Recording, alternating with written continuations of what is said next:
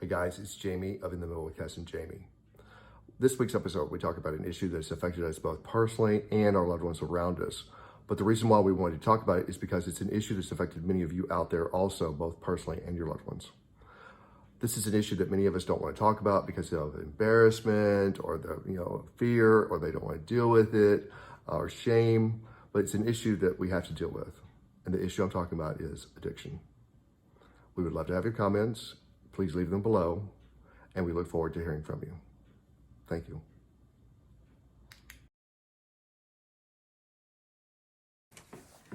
Hi, everyone. Hello. It's cold. Oh, it is chilly, but you know what?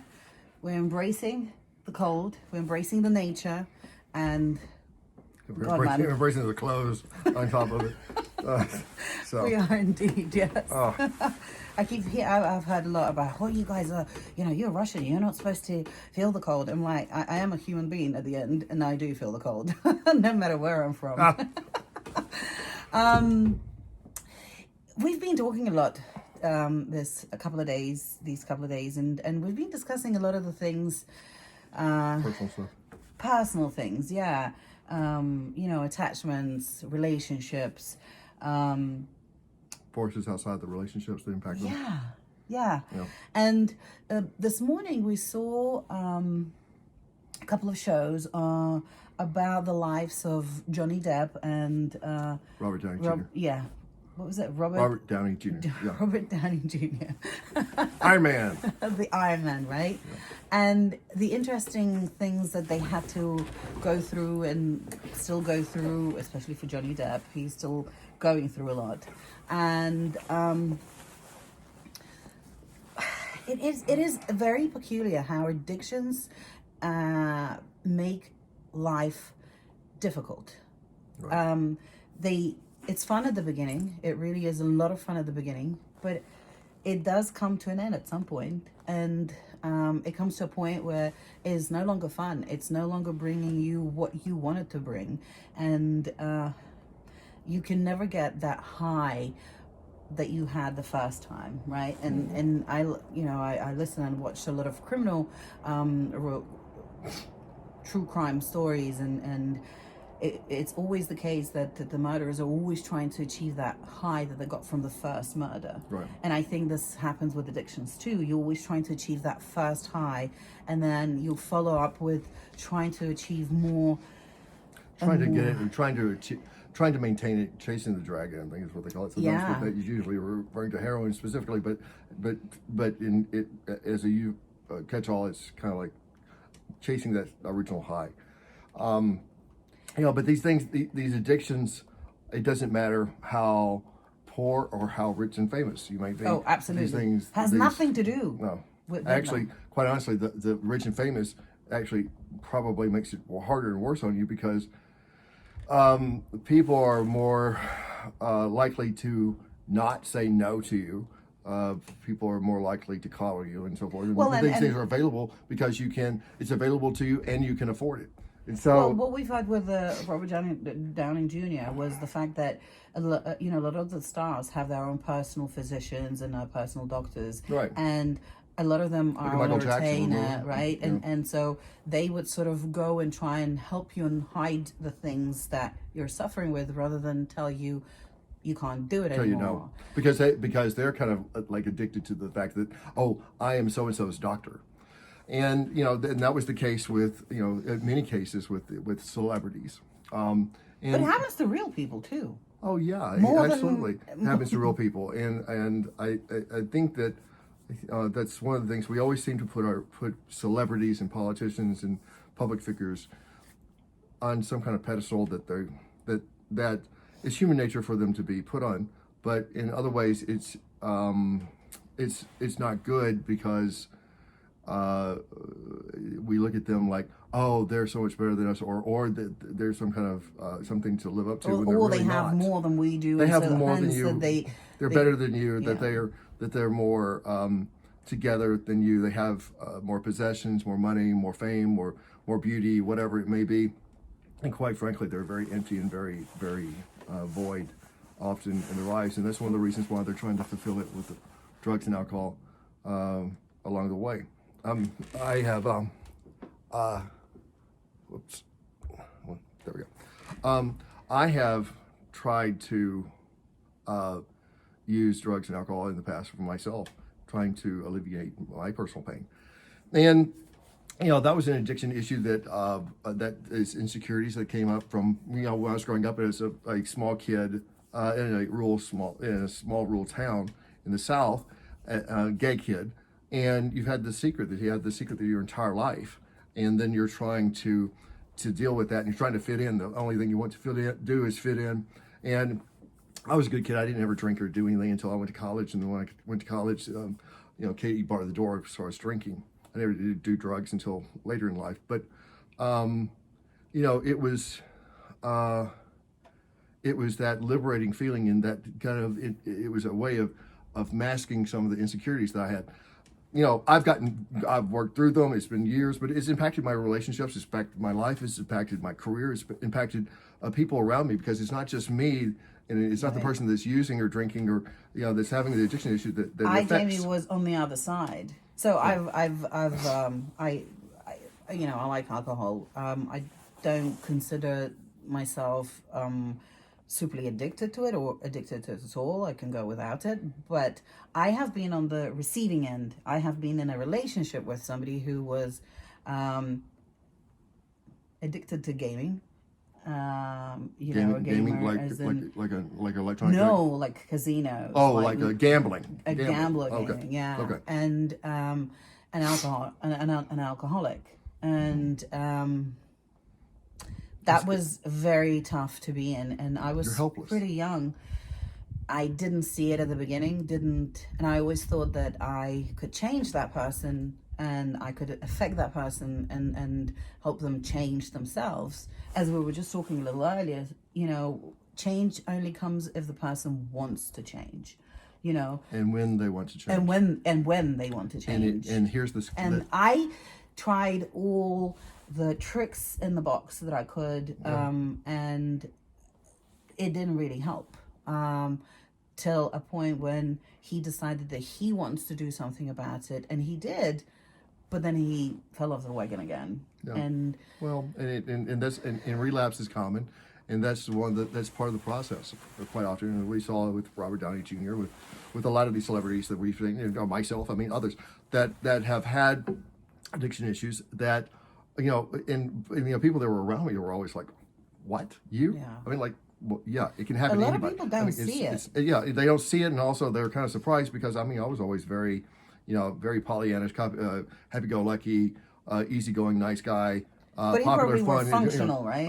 I was functional. Highly functional. Yeah, highly functional. But it was one of those things that it can be very latent and very hidden in somebody's life. And so, anyway, it was, the hard part. It's I can see both sides.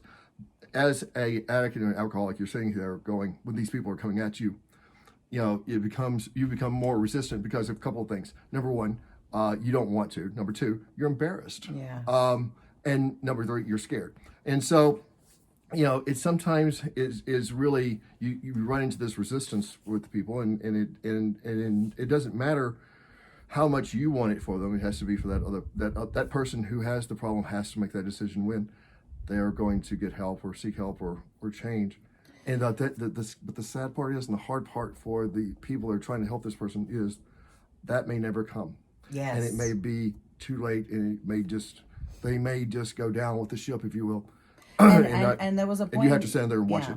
And for me, that was the hardest part, because I really always am a person that wants to do the best. And tries to do the best in any situation, whether it's work, school, studying, relationship, friendship, it was so difficult for me to be so helpless because I was not able to do anything. Everything that I've tried, everything that I persuaded, begged, told them to leave. Bargain with. The so many things that happened, and it was extremely difficult. And there were times that he would, put himself together and for half a year it would be great, and then it would be a relapse again. And the worst of it is that, he had kids from a previous marriage. He goes, gambles out the money that he's supposed to give to the kids. Then I have to help him out with that, and it's just a never ending. And then we had a child, and it was a point in time, it was like, when is this going to end? Right. And how much do I do?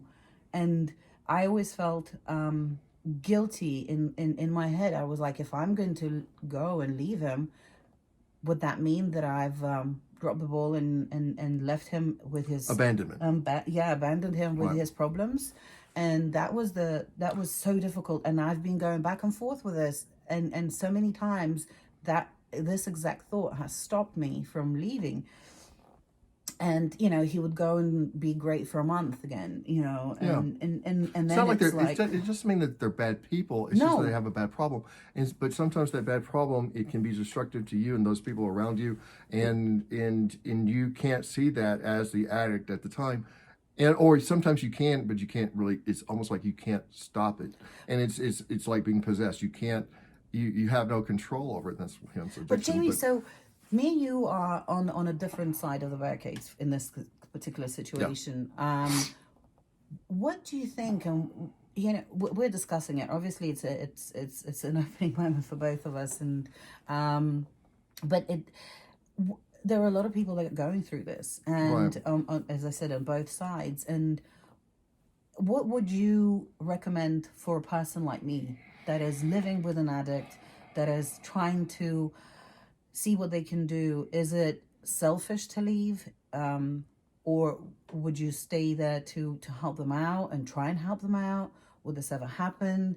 Because you did just say that it might never happen. So is it then having to live with this for the rest of your life? What is it, Jamie? I think that every situation is unique in itself, and so you have to make a judgment about what the situation is and who the person is and what they're doing and how it's impacting you and your family, you yourself personally, and those around you, your career, whatever, financially, however it's affecting you.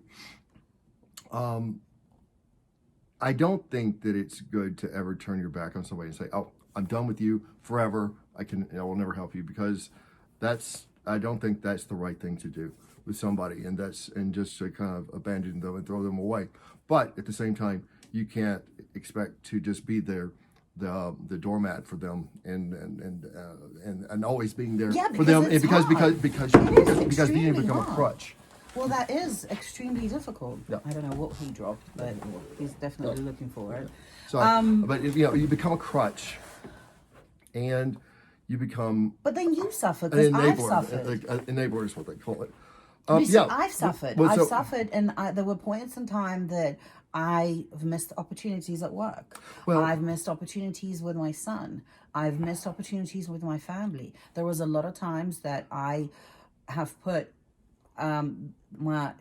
his problems and our issues before my family at large to cover it up, so that because there was some sort of embarrassment that this is going on. This was pretty much hidden within our little home, and I didn't bring it out to my grandparents or my parents, even though my mother always knew about it. But she unfortunately passed away too early for her to see more of it. Well, thankfully, I didn't even know. But it's just that for me, it really has ruined me. It has ruined me as a happy-go person, as a person that's always cheerful. It has taken me Why do you almost say ruined you? Why? well, Why do you say because it has taken me 9 years to go back to me as I used to know myself, as I used to love myself, as at a place where I'm comfortable, confident, and lively. And that has taken an extreme toll on me. Like, it has been really tough. Let me say this. Number one, I didn't mean to give the impression earlier that no matter what, you should stick with this person and so forth. And, you have to lay down the rules, the ground rules and the law with this person and say, enough is enough. But you don't have to still be there for somebody, but not being able to take care of yourself. So you have to do what you need to do to protect yourself and take care of yourself. And it doesn't mean that you're abandoning that person. It's just like, but I cannot do this for you. And realizing, and that's the hardest part about all this, is because you have to be able to walk away from that person, or just realize that this person may die from whatever it is they're dealing with, and you have absolutely no control. I think that it's, we all have choices, and we all have responsibility for ourselves. Yes. And so we have to be responsible for our own happiness and what's going on with us. And so, there are many more victims in this versus just the person that has the addiction.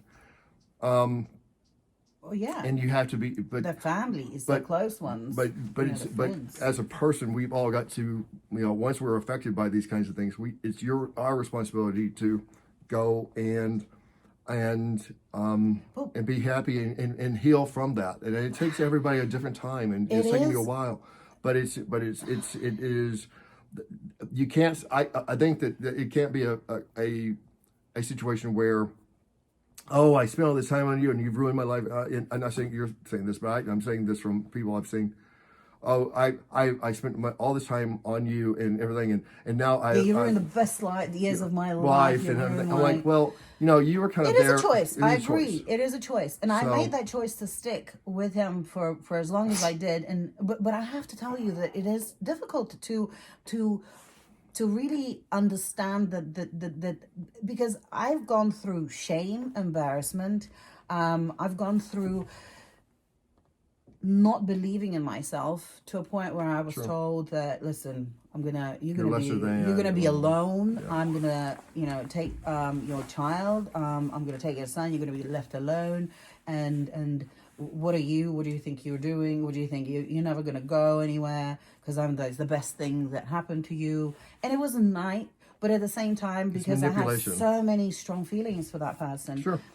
And only probably 7 years down the line, after unfortunately he passed away, he was gone, I was able to realize that all of this, the past 2 years of our relationship, were me being embarrassed in front of my family that has somewhat told me that there could be issues, embarrassment that I couldn't do and couldn't help him more, and having to deal with a shame that maybe I should have done even more. And for me, that was so hard. Yeah. It was difficult for me to even talk about him. Well, it's all, to me, it seems like that one is just to a point that it took me forever to even have a relationship, or think about having a relationship. These ramifications from these situations can last for a long, long time. It's best to try to start moving on as quickly as possible and moving forward as much as possible. Yes. And not holding on to it. But it's hard. But it's hard. And it's extremely difficult. And people need to give themselves a break and not beat themselves up and saying, oh, I wasted so much time over, even after I left, I still wasted so much time. Well, yeah, but there's nothing you're going to do to get back that time. So what are you what are you doing today to move forward and be better? So, anyway, the reason why I wanted to talk about this, and I think you wanted to talk about this too, is just because we know that there's a lot of people out there that have gone through things like we have, and it hasn't ruined our lives. It has impacted our lives, but it has not ruined our lives. But the thing is, it's not going to ruin your life. It's impacted it, I'm sure, but you can go on to and you can do. And things. I want to say that what doesn't kill you makes you stronger. I truly believe in this. Listen, yes, Jamie, you're right. It has impacted our lives greatly. It has impacted the life of our families and our loved ones. But at the same time, we were able to get past this. We were able, and everyone in their own time. You're absolutely right by saying, please don't beat yourself about it and give yourself a break. Appreciate you and get back to loving you, get back to understanding that you are an amazing human being and that you're very strong, and everything that you did was for love and care for that person. And if something didn't work out, that's fine too, because as Jamie said, and I agree with him 100%, we have to take part in our lives, and we have to eventually say, stop, this is my life, I need to live it the way I want to live it. Right. And maybe get out, do that hard stop on whatever is ruining you, and take that time for yourself for as long as you need to become, to make yourself whole. I believe to make yourself whole again, Right. and I think that's very, very important. And we have gone through different experience from different sides of it, and we definitely can share our experiences and how we dealt with it. But I'm sure, and I know this, there are always people by your side that you don't even know that they're there. You don't see them, but they will be your helping hand, your shoulder to cry on, your wall, your supporting system. And we need to pay attention to those and ask for help. That's so important, to make sure that you ask for help. Do not be embarrassed. I was embarrassed for too long, and I now realize that I could have asked for help much sooner, and maybe things would have happened differently. And when I did, it was, oh my God, it was euphoria, in a sense that I didn't know that those people are not going to criticize me for my choices, but will be there to help me and to support me. Right. And I urge everyone to not be embarrassed, not to be ashamed, to go and ask for help, because help is out there. And everybody goes through it. Yes. Here we are, right Yeah. here. Absolutely. Case in point.